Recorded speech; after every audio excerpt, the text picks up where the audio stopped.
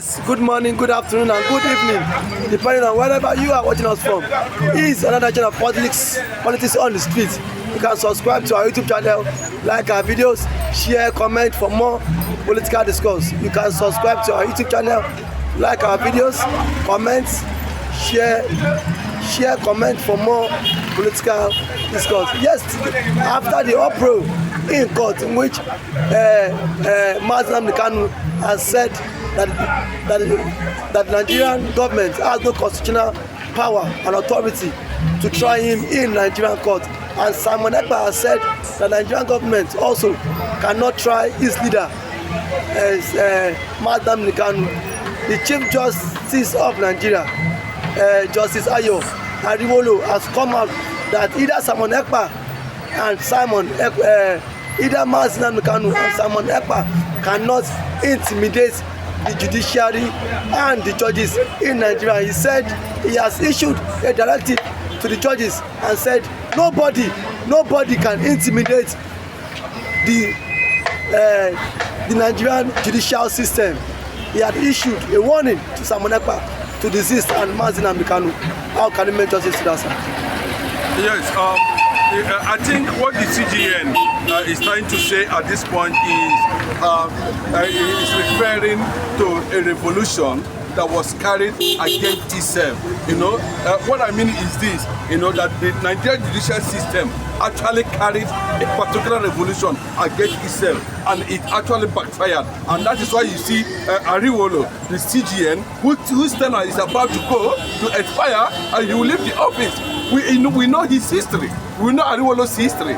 We know what transpired during and how he was smuggled in, to do the damage on 2023 presidential election when the matter finally went to the court. But we are not expecting anything less or positive from such a personality whom Nigeria has tagged as one of the major problems, Nigeria has had over 2023 presidential election. Nnamdi Kanu is, of course, on a mission, on a revolution.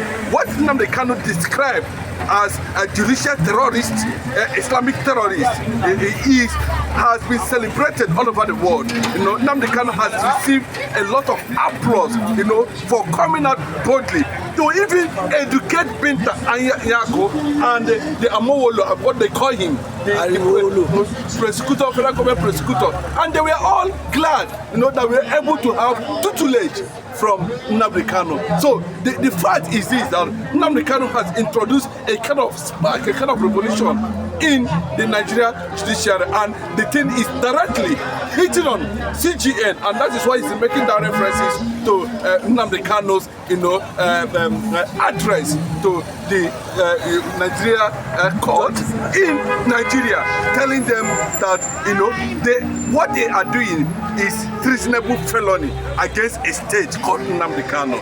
And secondly, the act of even sitting or facing or to responding to questions from Nigerian court, is an act of terrorism, because they lack the judgment, they lack the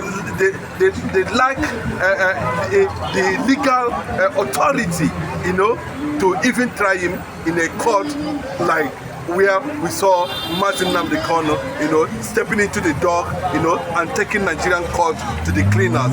It tells you that what P2B was trying to say as at that time, that although INEC was a major manipulator, but the real people that actually did the damage was Nigeria Judiciary.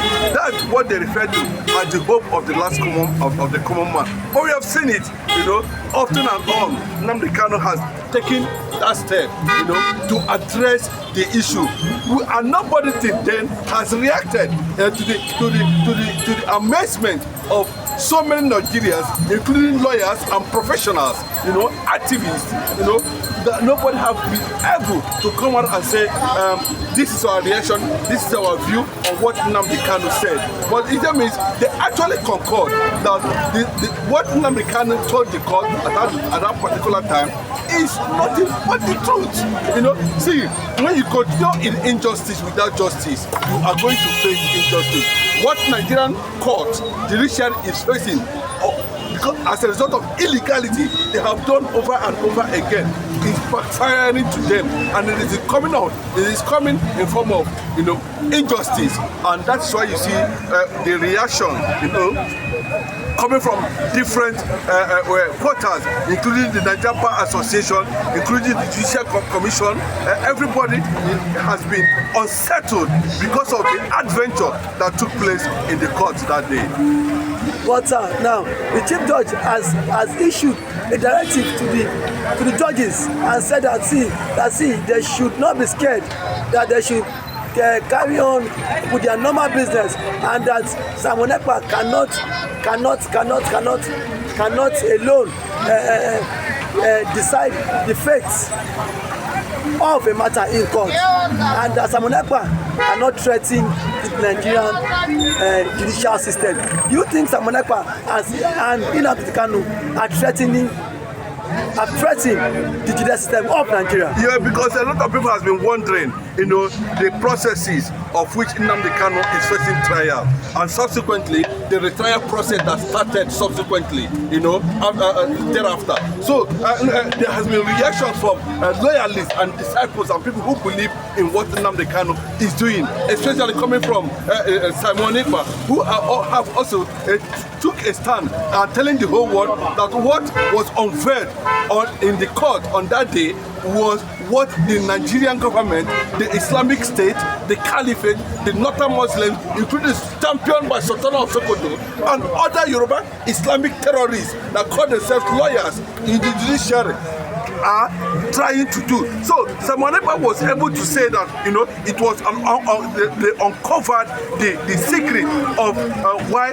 of the long trial, knowing fully well that there was nothing actually that the judiciary can actually hold on to try Nnamdi Kanu, because they themselves has contravened treaties. They have shot themselves in the leg. So what is actually holding Nnamdi Kanu there? It means there is more to it than the eye can see. So and that's the point that Simon Ekpa is trying to make in that regard. But let me tell you, when you talk about a revolution, you know, that is how it starts. And I think some certain lawyers and certain people who has advanced their knowledge in the legal world, I mean talking about legal luminaries, so to say, within the Nigerian context, have also faulted the process of continuous keeping Nnamdi Kanu in DSS custody without even taking him to trial, or without taking him to cell, or taking him to where he can have access to a better legal preparation and framework. So you can see all these things are there, and they are being threaded because the system, the people who are sitting on it, does not want the court, the law, to take its course. You know, it is very open. It is written, and which of course Nnamdi Kanu brought. We are Nigeria, we are signatories to some of these acts, charter, treaties, and showed it to all of to the world, to the amazement of Binta Iyako. So let me tell you, the quest for revolution has continued, and nobody is going to stop it. You know, I might borrow a word from then when the likes of Boloshenka, you know, was still, I'm going to say, having a better perspective of what freedom fighting is all about. You know, nobody is going to stop Biafra from coming. No spirit, no being. It is already there. It has been registered. It is in every Igbo, mass, and non-imposed within that territory. It is in their consciousness. You know. But we are sensing, we are seeing what is happening, you know, and the symbol of Igbo is in custody. It means that the consciousness of every Igbo, every Biafran all over the world is in custody, and it is not good because by doing that you are continuing. What the federal government and the judiciary refuse to understand is that, you know, they are the one encouraging total disintegration of Nigeria by the act which the whole world has come out to condemn the process of retrial and trial of the supreme leader, the maximum king, Mazi Nnamdi Kanu, who is being facing relentless military, media, judicial and economic attack on his personality and what he represents. But sir, do you think that the Nigerian judicial system and the judges have been influenced by some powerful individuals in this case between the Mazi Kanu and the federal government? That is why Mazi Kanu has not been released. Yeah, you cannot take it there. Well, let me give you an instance what happened in America some time ago when the likes of George Washington, James Madison, if I can remember, Jefferson, John Jay, John Adams, Hamilton, and all the powerful figures as at that time that stood out against British colonization in America. You know, they were charged for treasonable felony, but they stood their ground and defeated the enemy.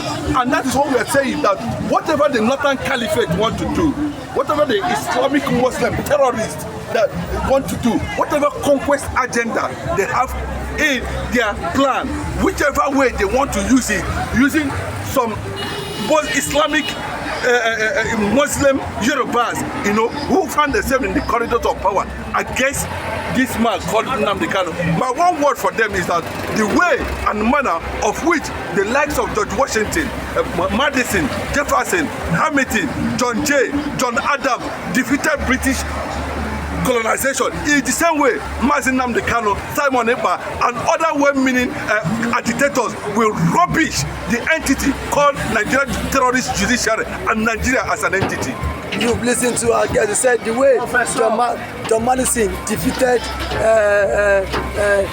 the American judiciary is the way Simon Ekpa would defeat Nigerian judicial system. You can subscribe to our YouTube channel. I said Nnamdi Kanu. Sorry, Simon Ekpa and Nnamdi Kanu would defeat Nigerian judicial system.